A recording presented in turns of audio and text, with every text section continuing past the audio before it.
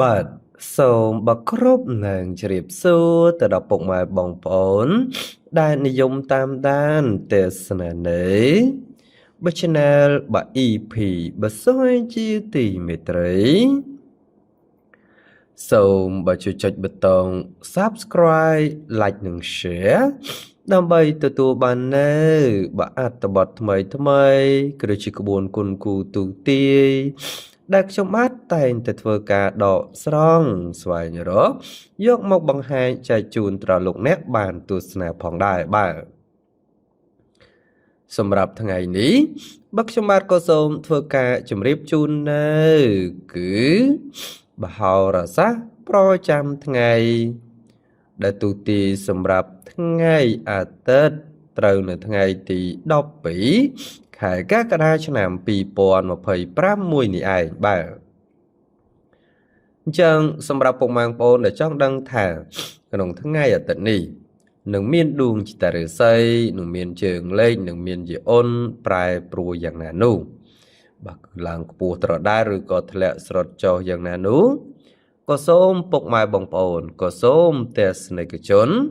មកទស្សនាជាមួយនឹងខ្លឹមសារជាមួយនឹងការបកស្រាយរបស់លោកគ្រូហៅដូចតទៅបាទ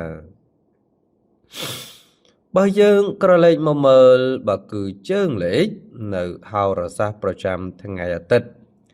បាទគឺមុននឹងឈានជើងចូលដល់ហោរាសាស្ត្រនោះ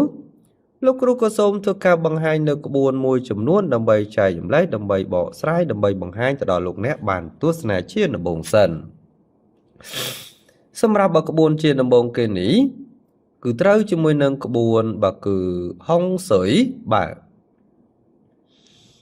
ប្រកបណាស់តើតើជាមួយនឹងក្បួនហុងស៊ុយប្រចាំថ្ងៃអាទិត្យនេះឯងក៏ឃើញថាគឺហុងស៊ុយកម្រិតបាទគឺល្អ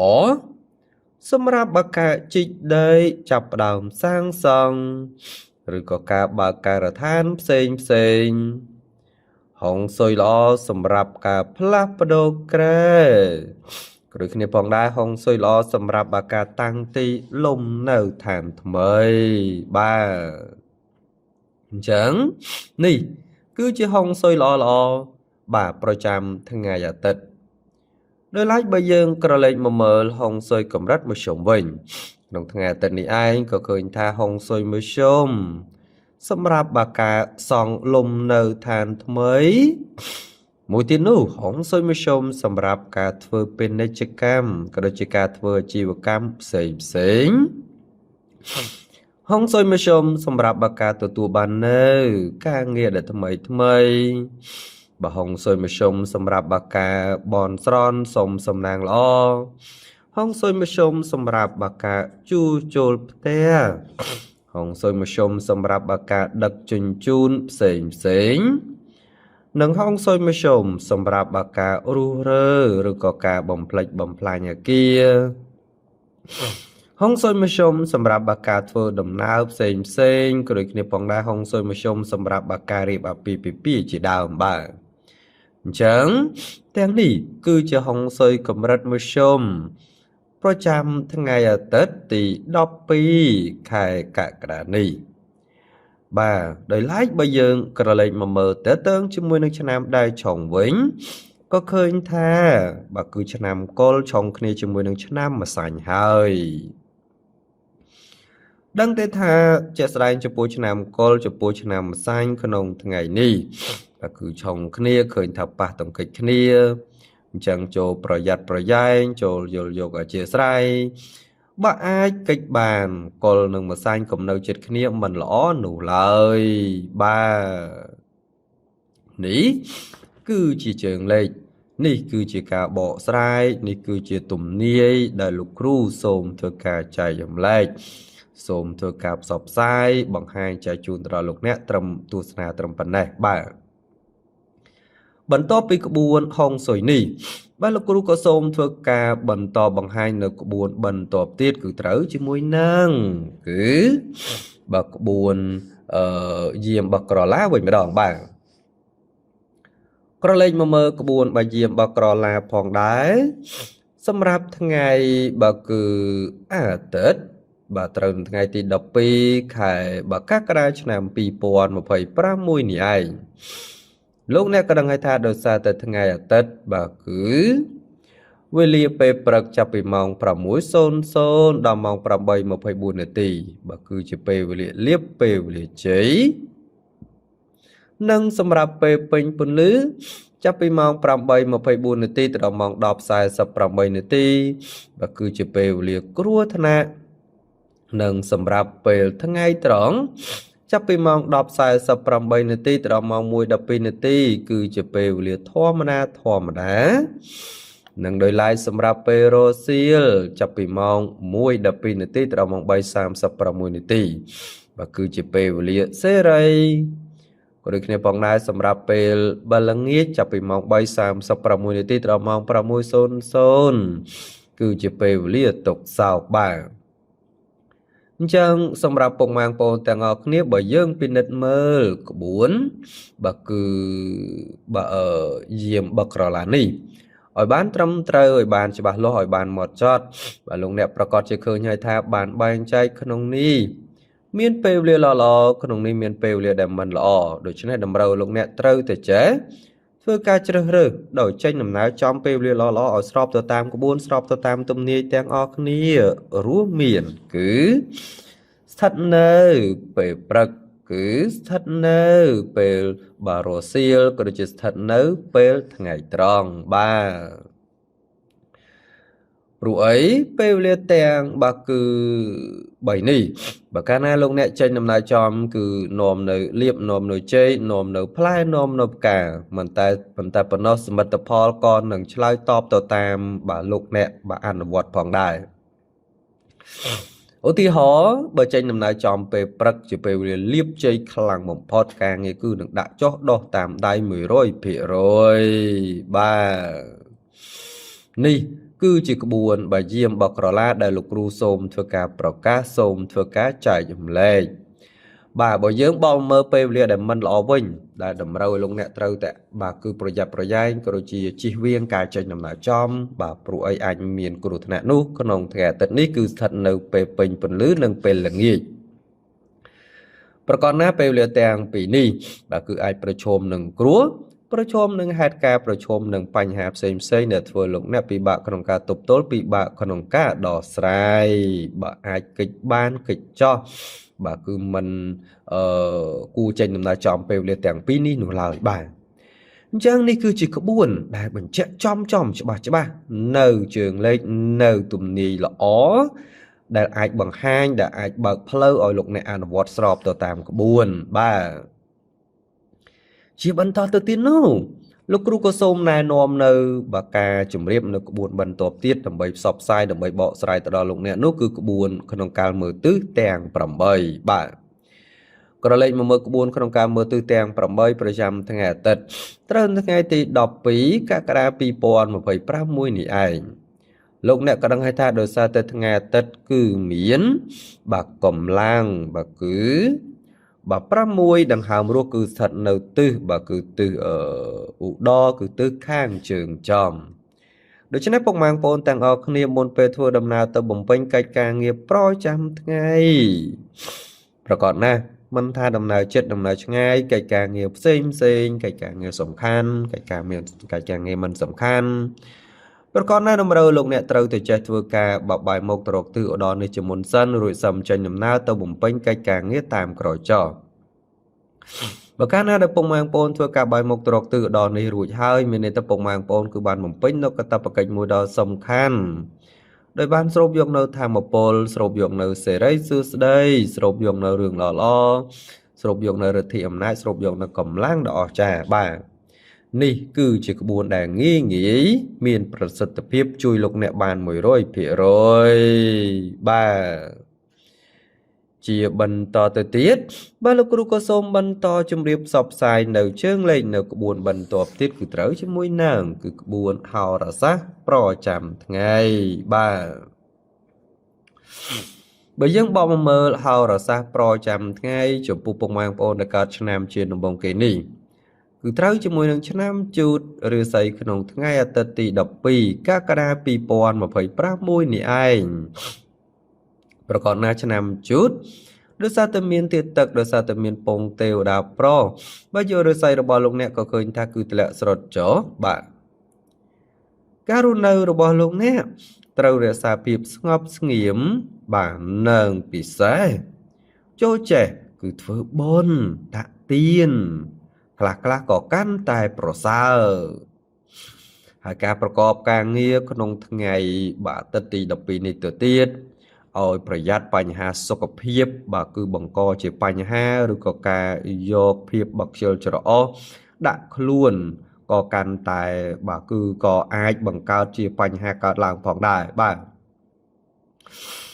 អ្នកប្រកបរបររកស៊ីជួញដូរវិញនោះក៏ជួបបញ្ហាលំបាកក្នុងការរកប្រាក់ចំណូលបន្តិចហើយប្រាក់កម្រៃទៀតសោតតតែខិតខំខ្លាំងទៅរកប្រាក់ចំណូលបាទគឺចិញ្ចឹមឆ្នាំងបាយគ្រាន់រស់ស្រួលខ្លួនដោយឡែកចំពោះសេចក្តីស្នេហាប្រុសស្រីកំឡោះក្រមុំបាទកុំលេងមេះម៉ោះច្រើននាំតែកើតចំនួនវិវាទតែប៉ុណ្ណោះបាទអញ្ចឹងនេះគឺជារាសីនេះគឺជាជើងលេខនេះគឺជាការបកស្រាយរបស់លោកគ្រូហៅចែកជូនចំពោះលោកអ្នកដែលកើតឆ្នាំជូតណាបាទដោយឡែកចំពោះឆ្នាំឆ្លូវបាទលោកគ្រូក៏សូមធ្វើការទូទារាសីជើងលេខបាទគឺលម្អិតតែម្ដងបាទបកស្រាយជូនចំពោះឆ្នាំឆ្លូវបាទក្នុងថ្ងៃអាទិត្យទី12កក្កដា2026នេះតែម្ដងបាទដឹងទេថាឆ្នាំឆ្លូវបាទដោយសារតែមានធាតុដីដោយសារតែមានពងគឺមនុស្សប្រុសយករាសីរបស់លោកអ្នកក៏ឃើញថាបាទគឺល្អជាងមធ្យមនោះទេដោយសារតែដំណើរជីវិតក៏ជួបលើកំណាត់ផ្លូវរដេបរដប់ច្រើនបន្តិចម្ល៉េះហើយធ្វើឲ្យលោកអ្នកបាទគឺជួបបញ្ហាលំបាកផ្លូវចិត្តនឹងកើនឡើងបាទគឺរឿងរ៉ាវបាទប៉ះទង្គិចជាមួយចំពោះមុខបាទមួយចំនួនចំពោះមុខបាទសម្រាប់ថ្ងៃនេះបើទោះបីបាទធ្វើអ្វីក៏ដោយតោងតែងប្រយ័ត្នប្រយែងកុំប្រើអារម្មណ៍ឈ្នានេះបើច្រើននោះផ្លែផ្កានឹងទទួលបានជោគជ័យគ្រាន់បើជាជាពុំខានសម្រាប់បើជាអ្នកប្រកបរបររកស៊ីជួញដូរក្នុងថ្ងៃនេះដែរបើឃើញតែជួបលើបញ្ហាប្រទាំងប្រទើបន្តិចហើយបើគឺផលកម្រៃទៀតសោតក៏ហូរចូលបាទដោយតានតឹងណាស់រាសេចក្តីស្នេហាប្រុសស្រីកំឡោះក្រមុំឬក៏ពូម៉ែកក្តីមានការចាប់កំហុសបាទគ្នាព្រោះតែភាពបើចង់ចាញ់ចង់ឈ្នះគ្នាច្រើនក្នុងពេលនេះបាទអញ្ចឹងនេះគឺជាជើងលេខនេះគឺជាយុរស័យនេះគឺជាទំនាយរបស់លោកអ្នកដែលកើតឆ្នាំឆ្លូវណាបាទជាបន្តទៅទៀតលោកគ្រូក៏សូមបន្តប្រកាសទូទាជម្រាបនៅយុរស័យជើងលេខនៅឆ្នាំបន្តទៀតគឺត្រូវជាមួយនឹងឆ្នាំខាលបើយើងបកមកមើលឆ្នាំខាលផងដែរឬស្អីក្នុងថ្ងៃអាទិត្យទី12កក្កដា2026នេះឯងបើឆ្នាំខាលទៀតឈើឆ្នាំខាលពងយៈស្រីយុរស័យរបស់លោកអ្នកក៏ឃើញថាគឺខ្ពស់ត្រដាត្រដើមថ្ងៃនេះដួងចិត្តឫស្សីរបស់លោកអ្នកគឺល្អប្រសើរហេតុនេះធ្វើឲ្យមានការរីកចម្រើនលូតលាស់និងរឿងរ៉ាវខ្លះដែលធ្លាប់តែអាក្រក់នឹងប្រែមកជាល្អប្រសើរវិញលោកអ្នកដែលកើតនៅក្នុងឆ្នាំសត្វខ្លានេះផងដែរបើទោះបីក្នុងខែនេះឃើញថាដួងចិត្តឫស្សីរបស់ពុកម៉ែបងប្អូនក៏មាននៅរឿងរ៉ាវក៏ដូចជាមាននៅហេតុការណ៍ផ្សេងតម្រូវឲ្យលោកអ្នកត្រូវការចូលដោះស្រាយឬក៏ប្រម៉ែប្រមូលនៅបាទគឺបើប្រម៉ែប្រមូលនៅកិច្ចការងារដើម្បីប្រឹងប្រែងជំនះយកលាភជ័យត្រឡប់មកវិញនោះអញ្ចឹងលោកអ្នកត្រូវតែតស៊ូបន្តិចប៉ុន្តែក្នុងថ្ងៃនេះដោយសារតែយុរស័យគឺអំណោយផលអញ្ចឹងហើយជោគជ័យសំណាងគឺត្រូវបានបើកចំហលោកអ្នករាល់កិច្ចការងារគឺនឹងប្រមូលផ្ដុំ 100% បាទអញ្ចឹងតើតើងជាមួយនឹងសេចក្តីស្នេហាប្រុសស្រីកំឡោះក្រមុំមានភាពផ្អែមល្ហែមនិងមានភាពស្រស់ស្រាយចំពោះគ្នាយ៉ាងប្រពៃណាស់បាទអញ្ចឹងនេះគឺជារាសីនេះគឺជាជើងលេខរបស់លោកអ្នកដែលកើតឆ្នាំខាលរាសីសម្រាប់ថ្ងៃអាទិត្យទី12នេះបាទជាបន្តទៅទៀតលោកគ្រូក៏សូមបន្តប្រកាសទូទាជម្រាបផ្សព្វផ្សាយនៅយុរស័យជើងលេខនៅឆ្នាំបន្តទៀតគឺត្រូវជាមួយនឹងឆ្នាំថោះបាទក្រឡេកមកមើលឆ្នាំថោះផងដែរលោកអ្នកដឹងទេថារាសីសម្រាប់ថ្ងៃអាទិត្យ ទី12កក្កដា2025នេះឯងដឹងទេថាចំពោះឆ្នាំថោះធាតុឆ្នាំថោះពងបំមនុស្សស្រីប្រកាសណាយុរស័យរបស់លោកអ្នកក៏ឃើញថាគឺបាទល្អជាមធ្យមនោះទេការរស់នៅក្នុងថ្ងៃនេះបើចង់ធ្វើដំណើរតែងតែជួបនៅឧបសគ្គរារាំងច្រើនបើចង់ជជែកជាមួយនឹងអ្នកដទៃក៏តែងតែត្រូវគេជំទាស់ផងដែរសម្រាប់ពេលវេលាបាទមិនល្អរបស់ពុកម៉ែបងប្អូនគឺនៅចន្លោះពីម៉ោង5បាទគឺ00ដល់ម៉ោង8បាទគឺ59នាទីយប់ហើយចំពោះការប្រកបការងារវិញនោះក៏រមែងតែងតែទទួលនៅការរាំងស្ទះនិងបញ្ហាច្រើនអ្នកប្រកបរបររកស៊ីជួញដូរពុំផ្ដល់ផលល្អក្នុងការបណ្ដាក់ទុនបើធំប៉ុន្មាននៅឡើយគួរមានការគិតឲ្យបានគ្រប់ជ្រុងជ្រោយមុននឹងធ្វើអ្វីមួយព្រោះបើបោះទុនទៅហើយគឺមិនងាយដកដង្ហើមវិញនោះឡើយហើយស្រួលមិនស្រួលគឺខប់ដើមសូនឈឹងតែម្ដងដោយឡែកចំពោះគូស្នេហ៍ប្រុសស្រីបើឃើញថាមានការប្រឆាំងគ្នាច្រើនព្រោះតែភាពប្រចែប្រចានកំពុងតែដឹកមុខបាទអញ្ចឹងនេះគឺជាជើងលេខនេះគឺជាយុរស័យនេះគឺជាទំនាយរបស់លោកអ្នកដែលកើតឆ្នាំថោះណាបាទជាបន្តទៅទៀតបាទលោកគ្រូក៏សូមបន្តប្រកាសទូទាយជម្រាបនៅយុរស័យជើងលេខនៅឆ្នាំបន្តទៀតគឺត្រូវជាមួយនឹងលោកអ្នកដែលកើតឆ្នាំរោងវិញម្ដងបើយើងបកមកមើលឆ្នាំរោងរាសីក្នុងថ្ងៃអាទិត្យទី12ខែកក្កដាឆ្នាំ2026នេះប្រកបនៅឆ្នាំរោងធាតុមាសឆ្នាំរោងពងទេវតាប្រុសយុរស័យរបស់លោកអ្នកឃើញថាគឺខ្ពស់ត្រដែតត្រដឹមការរស់នៅមានភាពសុខដុមហើយធ្វើអ្វីៗតែងតែមានការជឿនលឿនគ្រាន់ជាទីពេញចិត្តនៅក្នុងថ្ងៃនេះដែរដោយសារតែដួងចិត្តរាសីគឺអំណោយផលគឺខ្ពស់ត្រដែតត្រដឹមម្ល៉េះហើយបើលោកអ្នកចង់ចរចាណាត់ជួបនរណាឬក៏ទំនាក់ទំនងការងារក៏តែងតែទទួលនៅផ្លែផ្កាដូចសមប្រកបបាទថែមទៀតផងសម្រាប់បាទក្រឡេកមកមើលអ្នកប្រកបរបររកស៊ីជួញដូរវិញបើមានការប្រឹងប្រែងរត់ឆ្វេងស្ដាំមិនបងកម្លាំងនោះឡើយគឺរមែងតែងតែហុចផ្លែផ្កាមកវិញគ្រាន់ជាទីកក់ក្ដៅជានិច្ចសម្រាប់សម្ពោធពីស្នេហាប្រុសស្រីកំឡោះក្រមុំឬក៏ពូម៉ែម៉ែក្តីមានភាពស្រស់ស្រាយនិងបើមានបញ្ហាចូលមកយាយីបើចូលនិយាយដល់ចាស់ទុំបើមានបាទគឺបញ្ហាចង់ចូលនិយាយដល់ចាស់ទុំក៏ជាពេលវេលាល្អប្រពៃណាស់បាទអញ្ចឹងនេះគឺជាទំនាយនេះគឺជាយុរស័យនេះគឺជាជើងលេខដែលលោកគ្រូសូមធ្វើការប្រកាសសូមធ្វើការចែកចម្លែកទៅដល់ពុកម៉ែបងប្អូនបានជ្រាបទាំងអស់គ្នាបាទជាបន្តទៅទៀតលោកគ្រូក៏សូមបន្តជម្រាបផ្សព្វផ្សាយនៅជើងលេខនៅរាសីបាទនៅឆ្នាំបន្តទៀតគឺត្រូវជាមួយនឹងឆ្នាំបាទម្សាញ់វិញម្ដងក្រឡេកមកមើលឆ្នាំម្សាញ់រាសីក្នុងថ្ងៃអាទិត្យទី12បាទកក្កដា2025នេះឆ្នាំម្សាញ់ធាតុភ្លើងម្សាញ់ពងបំមនុស្សប្រុសយុរស័យរបស់លោកអ្នកក៏ឃើញថាគឺខ្ពស់ត្រដែតត្រដឹមថ្ងៃនេះបើលោកអ្នកសម្រេចចិត្តអ្វីមួយមានការគិតគូរឲ្យបានគ្រប់ជ្រុងជ្រោយតែងតែឆ្លើយតបជាផ្លែផ្កាមកវិញគ្រាន់ជាទីពេញចិត្តដោយឡែកការប្រកបការងារបើមានការបើជឿនលឿននិងផ្ដល់ផលសម្រេចគ្រាន់ឆ្លើយតបបាទគឺដោយគប់បំណងត្រឡប់មកវិញអ្នកអាជីវករទោះមានការជួញទីចិត្តឆ្ងាយក៏តែងតែអាចប្រមូលភោគផលចូលផ្ទះវិញយ៉ាងត្រជាក់ចិត្តហើយចំពោះបាទគឺសេចក្តីស្នេហាប្រុសស្រីកំឡោះក្រមុំពូម៉ែម៉ែក្តីក៏មានភាពផ្អែមល្ហែមនិងមានភាពស្រស់ស្រាយចំពោះគ្នាយ៉ាងប្រពៃណាស់បាទអញ្ចឹងនេះគឺជាជើងលេខនេះគឺជាយុរស័យនេះគឺជាទំនាយរបស់លោកអ្នកដែលកើតឆ្នាំម្សាញ់ណាបាទលោកគ្រូក៏សូមបន្តទូទាយជម្រាបនៅជើងលេខនៅយុរស័យនៅឆ្នាំបន្តទៀតគឺត្រូវជាមួយនឹងលោកអ្នកដែលកើតឆ្នាំមមីវិញម្ដងបើយើងបកមកមើលឆ្នាំមមីរាសីក្នុងថ្ងៃអាទិត្យទី12ខែកក្កដា2025នេះឯងប្រកាសនៅឆ្នាំមមីធាតុភ្លើងមមីពងទេវតាស្រីយុរស័យរបស់លោកអ្នកក៏ឃើញថាគឺល្អជាមធ្យមនោះទេនៅក្នុងថ្ងៃនេះលោកអ្នកមិនត្រូវជឿសម្ដីក្រុមមនុស្សពេកនោះឡើយហើយត្រូវសង្កេត ពិនិត្យពិច័យនិងប្រយ័ត្នប្រយែងក្រុមមនុស្សមួយចំនួនទើបគ្មានបញ្ហាចោទកើតឡើងដោយឡែកបើលោកអ្នកមានការប្រកបការងារមិនថាជារាជការឬក៏ក្រុមហ៊ុនឯកជនក្តីនោះក៏មានភាពប្រទាំងប្រទើខ្លះៗផងដែរព្រោះតែក្រុមមនុស្សចាំចាប់កំហុសនិងព្យាបាទយាយីអ្នកប្រកបរបររកស៊ីជួញដូរ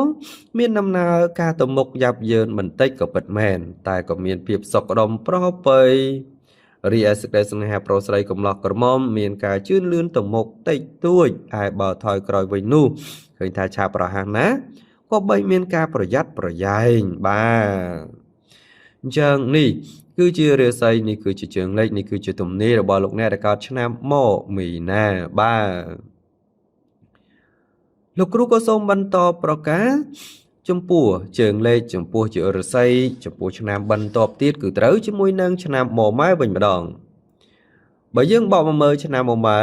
លោកអ្នកដឹងទេថារាសីសម្រាប់ថ្ងៃអាទិត្យទី12កក្កដា2026នេះឯងឆ្នាំមម៉ែធាតុមាសមម៉ែពងទេវតាស្រីរាសីរបស់លោកអ្នកក៏ឃើញថាគឺល្អជាមធ្យមនោះទេថ្ងៃនេះលោកអ្នកក៏ជួបបញ្ហានឿយណាយពិសេសរឿងរ៉ាវតូចធំតែងទៅចូលយាយីច្រើនទៅទៀតទោះបីជាយ៉ាងណាការប្រកបការងារវិញលោកអ្នកអាចមានជីវិតក៏ប្រសើរជាងមុនបើសិនជាមានការព្យាយាមបាទគឺអត់ធ្មត់ក្នុងការបំពេញកិច្ចការងារឲ្យច្រើននោះបើហើយសម្រាប់អ្នកប្រកបរបររកស៊ីជួញដូរក្នុងថ្ងៃនេះទៅទៀតឲ្យប្រយ័ត្នពាក្យសម្ដីបន្តិចព្រោះងាយប៉ះទង្គិចជាមួយនឹងមនុស្សនៅជុំវិញខ្លួនបង្កើតជារឿងរ៉ាវតូចរឿងរ៉ាវធំផងដែររីឯបញ្ហាស្នេហាប្រុសស្រីកុំចង់យកកំហឹងទល់កំហល់ប្រយ័ត្នការរឿងរ៉ាវឈានដល់ការបែកបាក់បាទអញ្ចឹងនេះគឺជាជើងលេខនេះគឺជាយោរស័យនេះគឺជាទំនាយរបស់លោកអ្នកដែលកើតឆ្នាំមកម៉ែណាបាទលោកគ្រូក៏សូមបន្តប្រកាសជម្រាបនៅយោរស័យជើងលេខនៅឆ្នាំបន្តទៀតគឺត្រូវជាមួយនឹងពុកម៉ែបងប្អូនដែលកើតឆ្នាំបោកគឺវកវិញម្ដងក្រឡេកមកមើលឆ្នាំវករាសីក្នុងថ្ងៃអាទិត្យត្រូវនឹងថ្ងៃទី12ខែកក្កដា2026នេះក្រឡេកមើលឆ្នាំវកធាតុដែកឆ្នាំវកពងយៈប្រុសយោរស័យរបស់លោកអ្នកក៏ឃើញថាគឺខ្ពស់ត្រដែតត្រដឹមថ្ងៃនេះអ្វីៗដែលអាក្រក់បានប្រែមកជាល្អនឹងបញ្ហាដែលគេពុំធ្លាប់យកចិត្តទុកដាក់បាទគឺសោះនោះក៏នឹងប្រែមកល្អឡើងវិញផងដែរចំពោះការប្រកបការងារវិញដោយសារតែដួងចិត្តរាសីគឺឡើងខ្ពស់នោះធ្វើឲ្យមានការជឿនលឿននិងមានភាពសុខដុមគួរសមដោយឡែកការធ្វើជំនួញទោះមានការជួញទីចិត្តឆ្ងាយតែងតែអាចប្រមូលភោគផលចូលផ្ទះវិញគ្រាន់ក៏ប្រសើរជាងមុនរីឯបញ្ហាស្នេហាប្រុសស្រីបើឃើញថាមានភាពផ្អែមល្ហែមមានភាពស្រស់ស្រាយចំពោះគ្នាយ៉ាងប្រពៃណាស់បាទអញ្ចឹងនេះគឺជាជើងលេខនេះគឺជាយោរស័យនេះគឺជាទំនាយរបស់លោកអ្នកដែលកើតឆ្នាំវកណាបាទជាបន្តទៅទៀតបាទលោកគ្រូក៏សូមបន្តប្រកាសទូទីជំរាបផ្សព្វផ្សាយនៅជើងលេខនៅយោរស័យនៅឆ្នាំបន្តទៀតគឺត្រូវជាមួយនឹងពុកម៉ែបងប្អូនដែលកើតនៅក្នុងឆ្នាំបារកាវិញម្ដងក្រឡេកមកមើលឆ្នាំរការាសីក្នុងថ្ងៃអាទិត្យទី12កក្កដា2025នេះបាទក្រឡេកមើលឆ្នាំរកាដោយសារតែមានធាតុដែកដោយសារតែមានពងគឺយៈប្រុសបើយុរស័យរបស់លោកអ្នកក៏ឃើញថាគឺធ្លាក់ស្រុតចុះដឹងទេថាចាប់តាំងពីដើមខែកក្កដាមកម្ល៉េះដំណើរជីវិតរបស់ពុកម៉ែបងប្អូនឃើញថាគឺល្អប្រសើរហើយធ្វើអ្វីៗតែងតែជឿនលឿនគ្រាន់ជាទីពេញចិត្តជាទីកក់ក្ដៅផងដែរបាទក្រៅពីនេះបើទោះបីលោកអ្នកប្រកបការងារអ្វីមួយច្រើនតែមិនបើសូវជាសម្រេចបាទគឺលទ្ធផលនោះទេដោយសារតែថ្ងៃនេះបាទដួងចិត្តរាសីរបស់ពុកម៉ែបងប្អូនឃើញថាជួបនៅឧបសគ្គឬក៏គេហៅថារាសីបាទគឺមិនសូវជាល្អអញ្ចឹងហើយបាទគឺរាល់ការប្រកបរបររកស៊ីជួញដូរការរកផលកម្រៃគឺមិនសូវជាបាទមិនត្រូវជាលោភលន់នោះឡើយបើពុំនោះទេប្រយ័ត្ននឹងបាត់ដៃទទេវិលត្រឡប់ចូលផ្ទះវិញបាទ ដោយឡែកតេតិនជាមួយនឹងសេចក្តីស្នេហាប្រុសស្រីកំឡោះក្រមុំមានការលេចចេញនៅបាទគឺមានការចែកលេចបាទចេញបាទគឺអឺភាពបាទរកម្មរកោសបាទខ្លះដោយសារតែការប្រចែកប្រចានកំពុងតែបិទបាំងមុខបាទអញ្ចឹងសម្រាប់នេះគឺជាជើងលេខសម្រាប់នេះគឺជាខ្លឹមសារនៃរាសីជូនចំពោះលោកអ្នកដែលកើតឆ្នាំរកាណាបាទលោកគ្រូក៏សូមបន្តបង្ហាញនៅជើងលេខនៅរាសីនៅបាទទំនាយសម្រាប់ឆ្នាំបន្ទាប់ទៀតគឺត្រូវជាមួយនឹងឆ្នាំចបើយើងបកមកមើលឆ្នាំចរាសីសម្រាប់ថ្ងៃអាទិត្យទី12ខែកក្កដា2025នេះឆ្នាំចធាតុដីឆ្នាំចពងគឺយៈស្រីរាសីរបស់លោកអ្នកឃើញថាល្អជាមធ្យមនោះទេក្នុងថ្ងៃនេះបើលោកអ្នកមានបញ្ហាអ្វីតែងតែចាប់ផ្ដើមធូរស្បើយពីទុក្ខលំបាកមួយចំនួនបន្តិចវិញហើយបើចង់ដោះស្រាយអ្វីមួយតែងតែផ្ដល់ផលល្អៗផងដែរដោយឡែកការប្រកបការងារពុំមានអ្វីប្រែប្រួលប្រូផ្លាស់នោះទេគឺអ្វីៗដូចសមមួយដងហើយអ្នកប្រកបរបររកស៊ីជួញដូរបើចង់បោះទុនតូចធំមិនមានអ្វីតខុសនោះដែរគឺពីព្រោះផ្លែផ្កាដែលទទួលបានមកវិញគឺសមដោយប្រកបដោយឡែកចំពោះសេចក្តីស្នេហាប្រុសស្រីកំឡោះក្រមុំចូលប្រយ័ត្នអ្នកទី3ចូលមកលោកលំនាំការរឿងរ៉ាវប្រៃឆាដោយប្រការណាមួយបាទអញ្ចឹងនេះគឺជារាសីនេះគឺជាជើងលេខជូនចំពោះលោកអ្នកដែលកើតឆ្នាំចណាបាទលោកគ្រូក៏សូមបន្តប្រកាសទូទីជម្រាបផ្សព្វផ្សាយនៅរាសីជើងលេខនៅឆ្នាំបន្ទាប់ទៀតគឺត្រូវជាមួយនឹងឆ្នាំកុលក្រឡេកមកមើលឆ្នាំកុលរាសីក្នុងថ្ងៃអាទិត្យទី12កក្កដា2025មួយនេះឆ្នាំកុលធាតុទឹកឆ្នាំកុលពងបំមនុស្សស្រីរាសីរបស់លោកអ្នកឃើញថាល្អជាមធ្យមនោះទេដំណើរជីវិតរបស់លោកអ្នកក្នុងខែនេះឃើញថាគឺល្អប្រសើរហើយបើធ្វើអ្វីៗតែងតែមានភ្លើងបើគឺមានភាពភ្លឺថ្លានិងធ្វើអ្វីៗតែងតែជឿនលឿនសន្សំទៅមុខជានិច្ចដោយឡែកនៅក្នុងថ្ងៃនេះការប្រកបការងារពុំមានអ្វីប្រែប្រួលប្រូផ្លាស់នោះទេគឺអ្វីៗដូចសពមួយដងហើយអ្នកប្រកបរបររកស៊ីជួញដូរវិញចូលប្រយ័ត្នគ្រោះចាញ់បោកគេនិងគ្រោះបាត់បង់របស់របររីឯបញ្ហាស្នេហាប្រុសស្រីក៏ជួបរឿងការយល់ខុសនិងភាពប្រចែកប្រចានចូលលុកលុយមិនស្ទើរនោះទេបាទអញ្ចឹងនេះគឺជាយុរស័យនេះគឺជាជើងលេខនេះគឺជាទំនាយនេះគឺជាការបកស្រាយរបស់លោកគ្រូហៅចែកជូនចំពោះលោកអ្នកដែលកើតឆ្នាំកុលណាបាទសម្រាប់បកាគុណគូទូទីនៅហោរាសាស្ត្រប្រចាំថ្ងៃដែលទូទីសម្រាប់ថ្ងៃអាទិត្យទី12ខែកក្កដាឆ្នាំ2025មួយនេះឯងក៏ត្រូវបានបញ្ចប់ផងដែរបាទសង្ឃឹមថាពុកម៉ែបងប្អូនដែលនិយមតាមដានទស្សនានៅ Channel EP សេនោះក៏សូមជួយចុចប៊ូតុង Subscribe Like និង Share ដើម្បីទទួលបាននៅចំណេះដឹងថ្មីក្បួនគុណគូទូទីពិសេសគឺហោរាសាស្ត្រពិសេសគឺទំនាយដែលលោកគ្រូនឹងធ្វើការដកស្រង់ស្វែងរកយកមកបង្ហាញចែកជូនដល់លោកអ្នកបានទស្សនាផងដែរពីខ្ញុំបាទក៏សូមអរគុណនិងសូមជម្រាបលាយើងនៅវិលមកជួបគ្នានៅជើងលេខនៅអត្ថបទល្អៗនៅទំនាយល្អៗបាទសម្រាប់លោកអ្នកទាំងអស់គ្នាបាទសូមអរគុណសូមជម្រាបលា